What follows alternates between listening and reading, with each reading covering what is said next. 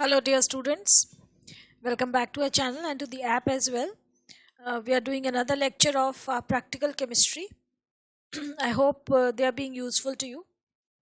ने काफ़ी lectures कर लिए हैं. अब इस पर्टिकुलर लेक्चर में थोड़ा सा ये आपका एक्शन ऑफ हीट रह गया है, उसका पार्ट वो कंटिन्यू कर रही हूँ मैं, and then will do the exercise 9th B.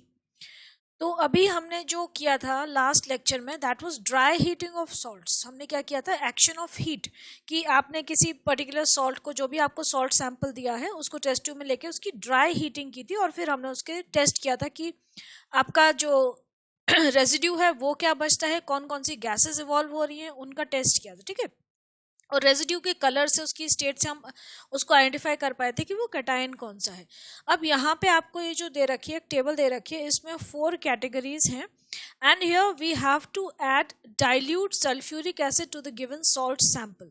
मतलब यहाँ पे आपको जो भी सॉल्ट सैंपल दे रखा है, अब इंस्ट्रक्शंस ये हैं कि आप उसमें डाइल्यूट सल्फ्यूरिक एसिड ऐड करिए एंड उसको वार्म करिए. डाइल्यूट H2SO4 ऐड करना है गिवन सॉल्ट सैंपल में, and you have to warm it. उसको थोड़ा वार्म करने का मतलब ये होता है कि टेस्ट ट्यूब में आपको जब सैंपल दे उसको थोड़ा सा हीट करना है कि गैस इवॉल्व हो जाए, बस बहुत ज़्यादा हीट नहीं करना. जैसे ही गैस इवॉल्व होनी आपकी स्टार्ट हो जाए, यू स्टॉप हीटिंग इट और टेस्ट करिए अपना. तो अब यहाँ पे 4 चीज़ें दे रखी हैं, और उसके हिसाब से गैस इवॉल्व जो हो रही है, हमने उस गैस को टेस्ट करना है, और उसके हिसाब से हमें डिडक्ट करना है कि ये क्या सॉल्ट हो सकता है, मतलब इसमें कौन सा एनायन प्रेजेंट है. जैसे गैस अगर CO2 है तो कार्बोनेट प्रेजेंट है, SO2 है तो सल्फेट प्रेजेंट है, अगर H2S है तो सल्फाइड है, इस तरीके से, है ना. अगर नाइट्रोजन डाइऑक्साइड है तो नाइट्रेट है. दैट वे आप समझ रहे हो मैं क्या कह रही हूँ, कि गैस के बेसिस पे हमें डिडक्ट करना है कि उसमें कौन सा एनायन रेडिकल, जो नेगेटिव रेडिकल है, वो कौन सा है. तो अब हमें अगर पहला सॉल्ट सैंपल ये दिया है कि कोई सॉल्ट सैंपल दिया है, and you have been asked to add dilute sulphuric acid to the given unknown substance and warm it. आपने उसमें डाइल्यूट H2SO4 ऐड किया, उसको वार्म करना शुरू किया. तो वो 4 ऑप्शन आपको जो सिलेबस में है वो दे रखे हैं यहाँ पे, कि अगर बहुत सारी एफरवेसेंस के साथ एक कलरलेस ओडरलेस गैस इवॉल्व होती है तो वो गैस कौन सी हो सकती है. एफरवेसेंस है, ओडर नहीं है, कोई भी कलर नहीं है गैस में. तो सबसे पहले आप ना हमेशा गैस का लिटमस टेस्ट ज़रूर करिए. यहाँ पे इसमें दे नहीं रखा है, बट लिटमस टेस्ट कंपलसरी है, मस्ट है. उससे आपको बहुत आइडिया हो जाता है कौन सी गैस है. तो यहाँ पे आप लिटमस टेस्ट करेंगे तो लिटमस टेस्ट आपका न्यूट्रल आएगा, मतलब ब्लू और रेड दोनों के हैं, दोनों ही लिटमस पेपर में कलर चेंज नहीं होगा. इसका मतलब आपको समझ में आ जाना चाहिए कि ये हमारी जो न्यूट्रल गैसेस हैं उनमें से एक है. वो वाटर वेपर नहीं है, क्योंकि ऐसा वाटर वेपर जब वो कंडेंस हो जाता है cooler part of test tube पे, तो वो नहीं है. तो हाइड्रोजन या ऑक्सीजन है. तो उन दोनों के आप टेस्ट कर लीजिए. आप पहले एक बर्निंग स्प्लिंटर लेके आइए, तो the gas Burns with a pop sound. Pop sound निकली, इसका मतलब हमारी गैस जो है वो हाइड्रोजन है. अगर नहीं है तो फिर हम ऑक्सीजन का भी टेस्ट कर लेंगे. ऑक्सीजन का पायरागोलोल वाला टेस्ट कर सकते हैं. तो यहाँ पे हमारी गैस जो है वो कौन सी है, हाइड्रोजन गैस है. अब हाइड्रोजन गैस, इसमें रिएक्शन क्या दे रखा है, ये देखो. इसमें दे रखा है कि जो सल्फ्यूरिक एसिड है उसको आप किसी भी ऐसे मेटल के साथ रिएक्ट करवाएं जो हाइड्रोजन से ऊपर है एक्टिविटी सीरीज में, तो it will displace hydrogen from that particular जो एसिड है उसमें से, वो हाइड्रोजन को डिस्प्लेस कर देगा. देखो जैसे यहाँ पे मैग्नीशियम का रिएक्शन दे रखा है, मैग्नीशियम प्लस H2SO4. अब यहाँ पे ये जो मैग्नीशियम है ये काफ़ी रिएक्टिव मेटल है ना. ये एक्टिविटी सीरीज में हाइड्रोजन से ऊपर आता है, तो ये जाके सल्फेट के साथ अटैच हो जाता है. तो हमें क्या मिल जाता है, हमें मिल जाता है MgSO4, और ये जो हाइड्रोजन गैस है ये इवॉल्व हो जाती है. मतलब इस मैग्नीशियम ने हाइड्रोक्लोरिक एसिड में से सल्फेट को रिमूव करके अपने साथ अटैच कर लिया और हाइड्रोजन गैस को छोड़ दिया. तो सल्फेट जो है वो Mg के साथ अटैच हो गया, मैग्नीशियम सल्फेट बन गया, हाइड्रोजन गैस इवॉल्व हो गई. तो जितने भी मेटल्स हैं, एक्टिव मेटल्स जो कि हाइड्रोजन से ऊपर एक्टिविटी सीरीज में, वो सब ये रिएक्शन देते हैं. Similarly with zinc. ठीक है. तो ये आपका हो गया. इसका मतलब है कि यहाँ पे हाइड्रोजन गैस है, और ये जो मेटल है वो आपका कोई भी एक्टिव मेटल है. नेक्स्ट आपको दे रखा है, add dilute sulphuric acid to the given substance, again warm करिए. अब कैसी गैस निकल रही है, एक colourless gas, again colourless gas with brisk effervescence. निकली है। अब उस कलरलेस गैस को आप, कलरलेस है, ओडरलेस है, ओडर भी नहीं है, कलर भी नहीं है, अगेन लिटमस टेस्ट करिए तो ये आपकी सपोज ये मतलब ये 4 ऑप्शन है, इनमें से कोई भी ऑप्शन आपका आ सकता है। तो सपोज ये गैस आपकी एसिडिक आ गई है। अब ये एसिडिक है, कलरलेस है, ओडरलेस है, तो हमारी ऐसी ये जो एसिडिक गैस थी, जो कलरलेस ओडरलेस थी, ये हमारी CO2 थी। ये हमें ध्यान रखना है हमेशा, ठीक है। तो दिस शुड बी CO2 होनी चाहिए ये।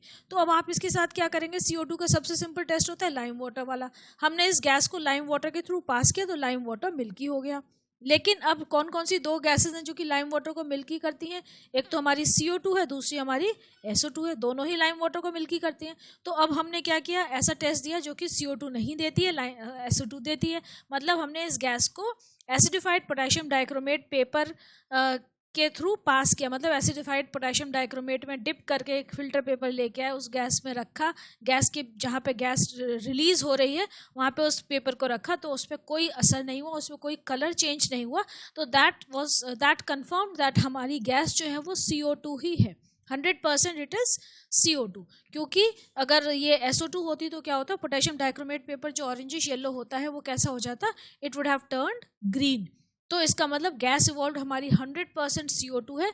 और जो हमें सॉल्ट दिया गया है, it may be a carbonate और अ बाइकार्बोनेट। हाइड्रोजन कार्बोनेट हो सकता है, हाइड्रोजन कार्बोनेट को हम बाइकार्बोनेट भी बोलते हैं, ठीक है।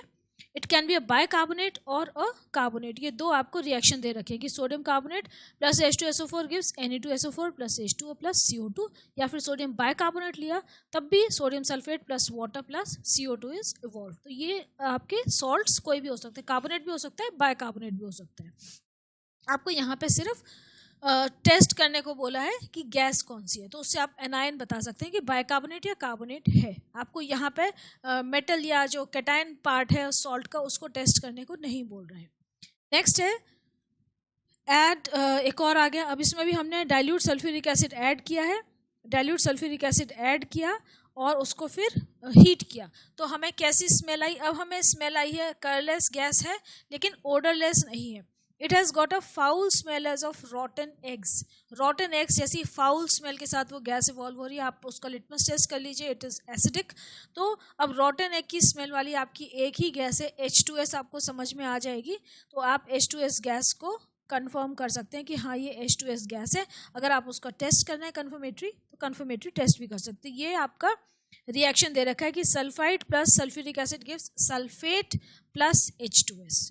जो सल्फाइड था, जहाँ पे रिएक्शन में लिख देती हूँ कि FeS जो था, FeS है आयन सल्फाइड प्लस H2SO4, इन दोनों में रिएक्शन हुआ तो क्या होगा, इनके जो आयन्स हैं, जो इनके रेडिकल्स हैं, वो इंटरचेंज हो जाएंगे।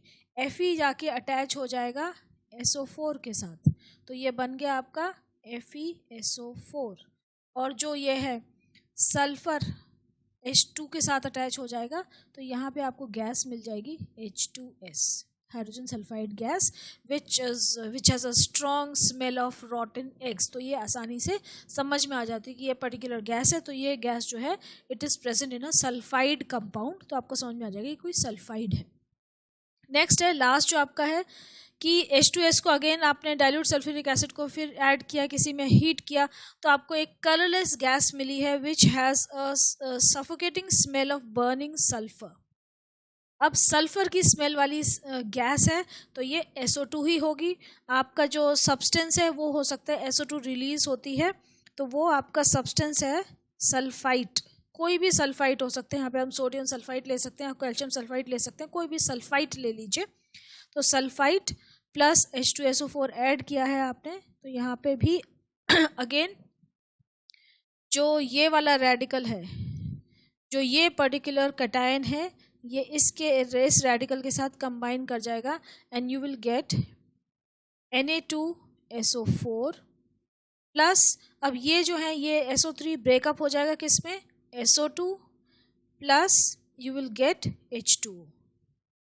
ठीक है, तो आपको यहाँ पे SO3 ब्रेकअप हो गया, इसका O एक इस H2 के साथ अटैच हो गया and you got water and यहाँ पे बच गई SO2 गैस। यहाँ पे ये CO2 लिखा हुआ है, this is wrong, it will be SO2 gas is evolved.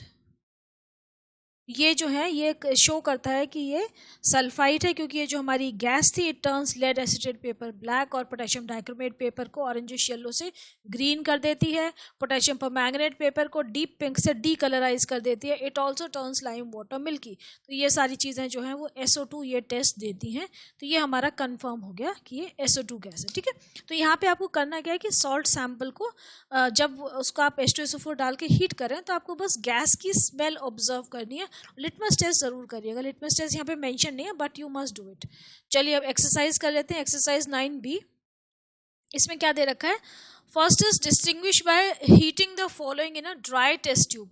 आपको बोला है कि ड्राई हीटिंग करनी है, टेस्ट ट्यूब में रख के ड्राई हीटिंग करनी है। अब पहला जो दे रखा है जिंक कार्बोनेट, कॉपर कार्बोनेट और लेड कार्बोनेट के इन तीनों को हीट करिए और इनके बीच में डिस्टिंग्विश करिए। How will you distinguish? देखो अब इसमें या तो आपको रेडिकल सेम होंगे या फिर कैटायन सेम होंगे जब डिस्टिंग्विश करने को दिया जाएगा। तो ये जो पहला वाला टेस्ट, पहला जो पार्ट है इसका, इसमें तीनों कार्बोनेट्स हैं, इसका मतलब जो नेगेटिव रेडिकल है वो सेम है। आपको मेटल्स के बीच में डिफरेंशिएट करना है। तो मेटल्स क्या है? जिंक, कॉपर और लेड। अब आप याद करिए कि इनके टेस्ट क्या क्या थे। देखो सबसे पहले तो इनकी जो सिंपल रिएक्शंस हो जाएंगे वो मैं यहाँ लिख देती हूँ। सिंपल रिएक्शंस हैं, जिंक कार्बोनेट को हीट किया तो ZNO प्लस CO2। आपको याद है जिंक कार्बोनेट कैसा था? वाइट कलर का सॉल्ट था और इट वाज अमॉर्फस, है ना, अमॉर्फस वाइट सॉल्ट था ये। इसके बाद तो इसमें ZNO जो है रेजिड्यू रह जाएगा, मैं यहीं पे बता देती हूँ। चलिए ZNO रेजिड्यू है। ZNO जो होता है रेजिड्यू, ये जब आप इसको हीट कर, जब ये हॉट है तब ये येलो कलर का होता है, जैसे ही वो ठंडा होता है तो इट टर्न्स वाइट। तो it is yellow when hot and white when cold. ये ZNO की आइडेंटिटी फीचर है, ठीक है। अब दूसरा है आपका कॉपर कार्बोनेट। कॉपर कार्बोनेट जो है ये भी अमॉर्फस है, ये लाइट ग्रीन कलर का सॉलिड है। इसको हीट करेंगे तो you will get CuO, black residue, and again CO2 gas will be evolve.